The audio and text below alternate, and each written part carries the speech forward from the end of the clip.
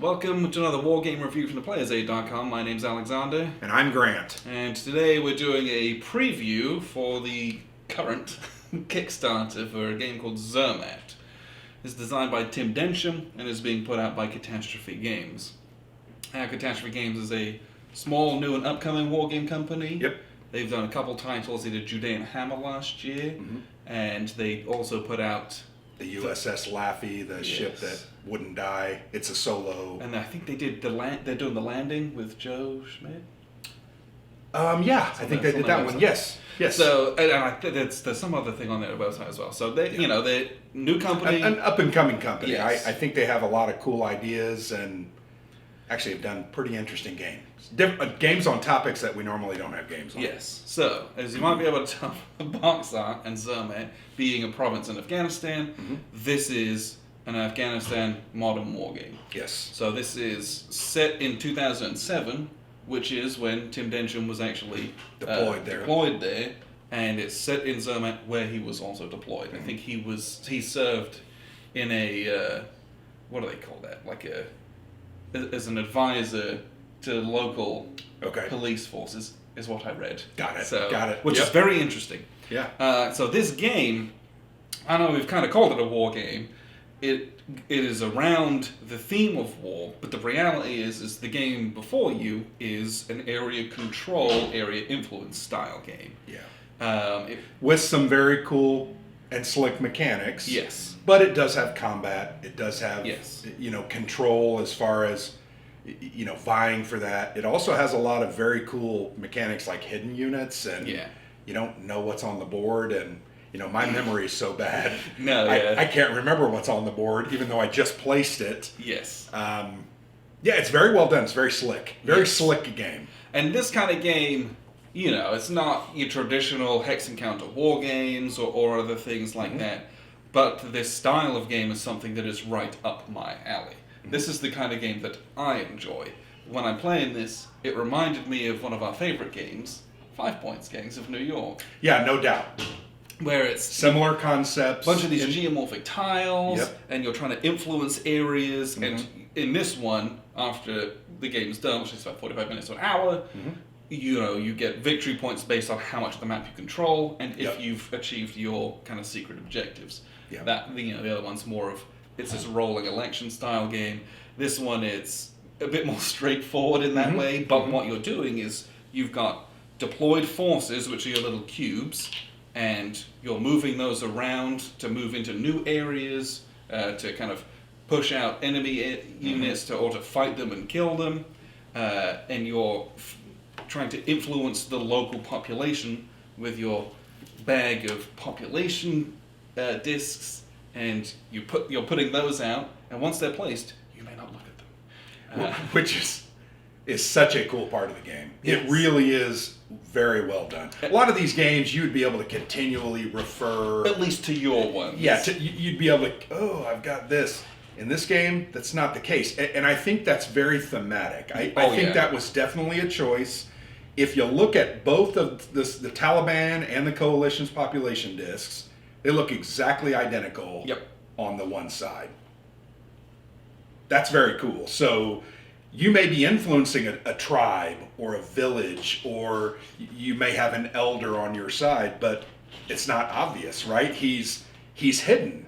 And I think that was a great thematic choice because it made this game feel very Afghanistan-like. Yeah. Or you might be pretending to do all of those things. Yeah. Or, you've got these decoy markers. And the decoys are awesome. Is it you're pretending to do those with all these smoke screens, or is it just your attempts to do that weren't very successful? Yeah. And I really enjoy that those aspects can represent a lot of things. The fact that you're not allowed to look at it not only represents how difficult it is to get intelligence on populace as a whole in a situation like this, but also, to me, it also represents, their own independence and how they might change their mind. You might give someone a suitcase of money and say, please don't do this thing, or please do this thing. We won't, or we will. Right. And then you leave. They give you a thumbs up, shake your hand, and then you're like, I can't remember what it is. Were they actually going to do it? Did they do Yeah. it? And so then when it comes time to declare this particular village, you're like, let's have a little look and see what happened, because I don't remember. Yeah. It's very neat, and as such, every action that you take is like, there is an element of... there's one element that's a lack of security. You can never really be 100% sure of like, no, totally got this. Yep.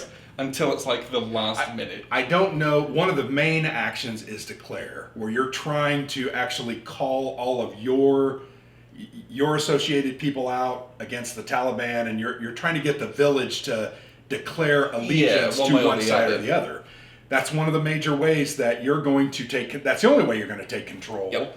You can have 50 guys on the map, and if you have not done declare, those don't score points for you, and it doesn't really matter. And you might have 50 guys there, but if the opponent's been influencing the local populace, and they have 51 guys, you're like, ah. Yeah, and so it was really fascinating to go through that experience and see that play out. I really felt like this was a thematic masterpiece. Yeah. And what I mean by that is Tim was there. He dealt with the local Afghani, both the coalition friendly and the Taliban not friendly. Yes. He dealt with them. He fought for and with them against the Taliban. He was there. He knew what was going on. And I think a lot of those elements are translated here in the event cards, in the action cards, but also in just the general malaise of not understanding anything. I don't remember. Yeah, is this tribe okay with us? I don't remember. Never have a perfect knowledge of a particular tile. No. Well, maybe if you've got a good memory, maybe. Well, that's not me, though. But you're right. But because of the way you have to place tiles every turn, you place them based on the number of tiles you control. Yeah. So you're going to get 3 or 4, maybe 5, and I'm going to put them out, but then guess what? You get 3, 4, or 5 that you're going to put out. And furthermore, to exacerbate there's a little bag that you have to draw those out of. Half of them are actually people. Yes. The other half are just decoys. So you may be pulling decoy after decoy after decoy, and you're putting them out there, and it's not changing anything, with the exception of the opinion of your enemy. Yeah, it's the mind games of, I've got this huge stack, it's all decoys, please don't look there. Yes. Please don't. Right. Because the ruse is keeping you in the area or doing something or not doing something, and that's one of the beauties of this design. And I think it's, at least from my knowledge, it is such a perfect encapsulation of the difficulties that they faced doing this kind of action, where you're trying to, it's not World War II. It's not, hey, there's the guys in the Stahlhelms. We're gonna attack them. It is such a different situation. Yep. And for Tim to be able to, boil it down into something that is playable, eminently so, enjoyable, but also keeps so many of those little beats is really, really good. Yeah. I really enjoyed this game. The other thing I liked, the thematic side, Coalition Forces, one of the things they do is they go around and they build water supplies, and they do this, and they put up a school, and all of those things are reflected in this game with actions that you can take to put a school out that improves your population score in that tile. So that's another element of the game. You can't just assume, I've got this. You got to put some money in that and build those things. Also build a fort or two to protect. There's just a lot of things you got to worry about. And every time you're doing that, you're not spreading your influence elsewhere. Yep.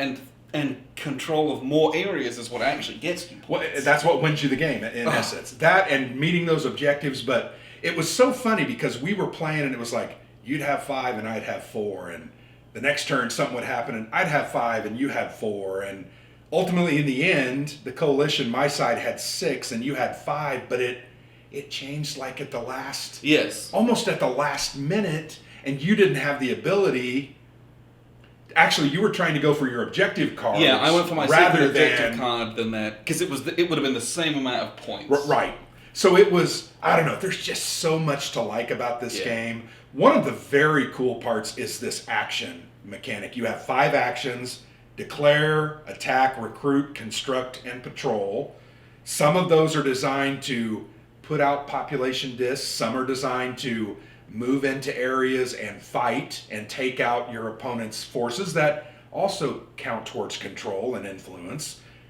But you kind of do these things in a, what is this called? Not a tableau, but it's kind of a tableau, but it's a numbered tableau. They called it something. They had a name for it. But it's a numbered tableau, and you're putting your cards out, and the numbers that are listed there are your operational value.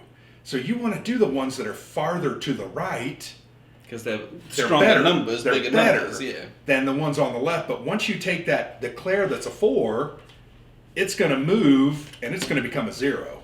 And guess what? You need that declare at least 1 or 2 more times. At So least. You have got to plan very well. You've got to think about what you're doing. And to me, that was also very well done. It really lent, in my opinion, a great feel of the concept of putting missions together. You're building a mission from resources to men to intel to air cover to your local contacts, and the better these cards are meant you're more successful at doing that.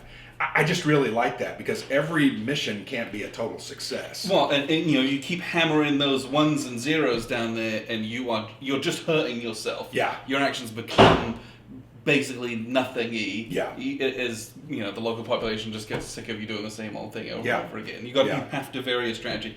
It comes to the point where you're like, I don't really necessarily might want to build something, but it's not bad if I do because I've got so many build points now. Yep. Like, I might be able to do something. Well, because it can really change your fortune on a couple different tiles. There's also hidden victory cards that one of them was get 2 victory points for having the most buildings that you control. So, you may decide, I need to build a couple of these because you're going to get a couple of points.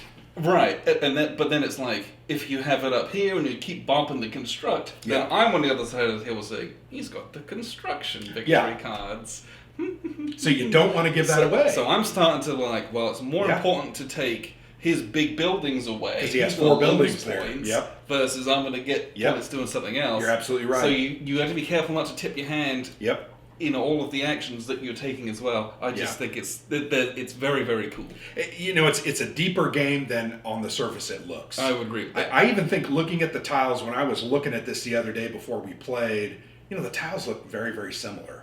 You flip them over, it's like, oh, it's another village with a couple of roads, and oh, it's another village with a couple of roads, and oh, here's a poppy field, and oh, look, there's another village with a couple of roads. But the key differences are there are bridges that allow you to cross some of the tiles. Some of the roads don't. Some of the roads don't connect properly. Yeah. So for you to patrol in that area, you've got to go through roads. Because when you patrol off road, it takes up all your actions. You're stuck there. So those tiles really are important, and you don't draft them. You draw them randomly, and then you place those at the beginning. So you really need to look at those importantly, to not only aid yourself, but to hinder you. Building the map was fun. Having played through the game, you're like, yes, that's that. It's not, you're not going to totally hose yourself. Yeah. But you do need to build the map in such a way where you're not left with nothing. You want to be able to give yourself some easy movements and maybe some good tiles that you're trying to score victory points off of. Yeah. There's a lot to consider in that without being overwhelming. No. That's one of the things that I would say about this game, is that I would consider this an entry-level war game. Yes. There's no one that I know would have a hard time playing this, frankly. And that's because the mechanics themselves aren't complicated. The decision-making space might be, but the mechanics are not complicated, and nor do they have to be. No, and it's plays in 45 minutes, which is going to... if someone's newer into wargaming, they're not sitting down playing the 8-hour ones. That's their sweet spot, You're playing these, and frankly, action selection, area control. Feels these are a lot of mechanics, and it reminds me, very different style of game, of something like Undaunted Normandy, where you're like, here's a little price point on a game with mechanics that non-wargamers can be very familiar with. There's a jumping off point into wargaming. Yeah. And this, because none of this is going to be foreign to people who don't play war games. This would feel very comfortable if you are a gamer. Yeah, I would Whether you've ever played a war game or not, this is going to be a good game to get you into that genre. And one of the most important things about entry-level games is that they are interesting and they make you want to come back. And we both said, the moment we were done, we're going to play that again. Yeah, this is... Immediately. It's just so fun. There's times where you're like doing actions and you're like, I have no idea what I put here, and I literally put it there 15 seconds ago, and so I'm like, ah! Yeah, it's like everything you're doing is like, there's just that element of like, which I love in a game. I enjoy those kinds of things. Well, and the interaction was also really actually very deep between both of us. Yes. From the way we put things out, how we put things out, how we did these action cards. They all went to that ruse of, oh, I'm going for this element, when the reality is I'm going for this as well. And deep down, that's one of the things that I really, really love about certain game styles, and specifically wargaming, is that I am playing the game, sure, but I'm playing you. That's what I really, really love in games. And even outside of war games, that's the kind of games that I gravitate towards. Yeah. I'm not playing one of those multiplayer solo games. Don't enjoy that. It's boring. Yeah. I came to your house to play a game where we could play each other, and it's try to outfox each other, and react to, oh, you're doing this, but is that real? Is this real? I don't know what's going on. That's the kind of stimulation that I enjoy from a game, and this provides me that, in the bucket load. And the other thing about these type of games, too, is there's some asymmetry. Yes. You were the Taliban. You fought differently than I did. Your dice weren't as good as mine. Yeah. You had some cards that were very cool. You had IEDs. I didn't have any IEDs. I had some motorcycles. Like it's kind of. Did you have a drone? I did not have any drones. So I had a couple of Predators and an F-16 Strike. So there's a lot of that asymmetry there, and so I could play your side, and it could be a whole new experience. Yeah. Even from the force composition, I start the game with 8 regular guys, and the coalition starts with, was it 5 US dudes? 5 US, and I believe it was 3 or 4. 3 or 4. So of the Afghan. And the US units are much better. They hit 4 out of their 6 sides have a positive result. Yeah. 2 out of the 6 on the Afghani die, both sides have positive. So very different. Those units die, the US units die, they don't come back. And that's also one of the things, when it comes to dice and chucking and attacking, you won't, generally speaking, you're not going to do all that many attacks. You shouldn't. Have to remember, you really shouldn't. You don't have enough time to do a lot. Yeah, you how many actions did we take? 1, 2, 3, 4, 5, 9 actions. And at least one of those came off a card. Right. But that was because the winter stuff kept coming out. Which I think regularly in a game, this game you gotta can go to 10 turns. Yep, but it's not going to happen almost every time. You're going to do only 9. Yep. Right? One of those at least is going to come out every game. I'd be very surprised if it didn't. But as such, the game isn't particularly long, so you sitting here attacking people in an area control game is a big mistake. Like, you want to pick your battles. I need to go in here, clear you out, in the view that I can do a declare there. I can get those people on my side. We can clear out the ground forces. Oh, I'm doing that because my little secret victory card says have the most Afghanis on the board. Yep. And so I'm trying to eliminate your loyalist forces so that I'm going to have the most as well.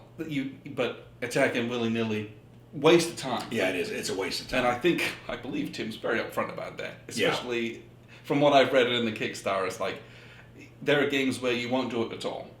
Yeah, and really the only reason I did it a couple of times was because my victory card was have the most attacks. Yes. So there were a couple times, and I think it was worth 3 points, and I'm like, I don't really want to attack, but you have to have more than me, I gotta have more than you. One. So I had to attack a couple times just to make sure I didn't necessarily want to do that. So that's the other cool thing about this game. Next game, probably not going to draw that card again, and I'll have some totally new victory conditions to choose from, and I like that. And those 2 decks were identical. Yes. The victory condition cards were identical. We both had the same type and the same number. There's 10 victory cards. Yeah. You draw 4 and keep 2. So you're not going to even see 6 of them. Yeah. Let alone you're only going to play with 2 and 8. They're going to be out of the box. So it's what you have to do and how that affects your gameplay that would be different almost every time. You Yep. have to play this a lot to start getting some of the same combos coming up. Well, and you know, we made that comment. I actually thought your comment about the way designers try to create replayability a lot is just throw in extra components, more cards, more tiles, more whatever things you don't see. I think that's good, but it's a false sense of replayability. It's a way to mask, like, you know, Yeah. you're doing the same thing over and over again, but this time it's on a green tile. This Yeah. time it's on a blue tile, right? It's a way way to kind of stretch out the contents of a box. Yep. Whereas a game like this almost doesn't need it. Right. You know, that There were 7 extra there tiles. is a whole that bunch we- of tiles Yep. that you might or might not draw. How they end up growing and shaping will be Yeah. different every time. Your victory conditions will be different almost every time, Mm-hmm. and the victory conditions will inform how you play this game. There's It no will doubt. Inform how you set up the map. A- There's a as- lot of stuff. As well as your tactics cards. Some of those tactics cards, they're so good because they give you a free action. I mean, it's hard not to use those every turn. Indeed, you should. Yeah, you only draw 1 per turn. You start with 2, you draw 1 per turn, but those were also a very cool Those are element. very good. I liked that because it kept me like, ooh, I could do this and really get this advantage, and it was fun. So to answer a question I received on Twitter was, is this game going to be replayable? I believe that it is. And I do too. Yeah, it's 100%. Sure, I'm biased. I love this style of game. Yeah. I am drawn to this kind of game because, frankly, if it was a static board, I would still enjoy it. Yeah. Because of the actions that I'm doing. So to me, it inherently has a lot of replay value because it's an enjoyable experience. But because I mean, one single move of units totally changes the look and feel of a board. Oh, this room's now opened up. Yep. You have declared this area. Crap, I need to take a different area back, or I need to go... Every move you make changes the state things. of the game board and how you view the thing as a whole. And so, to me, there's a massive replay value in this one. I would, and it's replay value because it's asymmetric. You got 2 sides, on top totally of all different. that, You're gonna have to learn both sides. You're probably gonna have to play each side 3 to 5 times really to get supremely comfortable with them and develop all of your strategies. And that, to me, that's replayable. You know, I could play this with you over and over and over again. 45 minutes, quick to set up, easy to understand. It needs a player aid. You know, we talked about that. Please get a player aid. There are a lot of conditions with some of the actions that you can take, and it's hard to remember all of those. Where can I put these influence tiles again? Do I have to control it? So you have to look. Yeah. I needed a player aid, and they have this little player sheet. And they could just put that on there. And it's functional, but just or just put a bit more detail on the card. Because on the card, they tell you what it is, but they don't, like... Number of population discs to add, comma, to any tile. Or to tiles you control, or whatever it might be. Yeah. That would have been a good addition.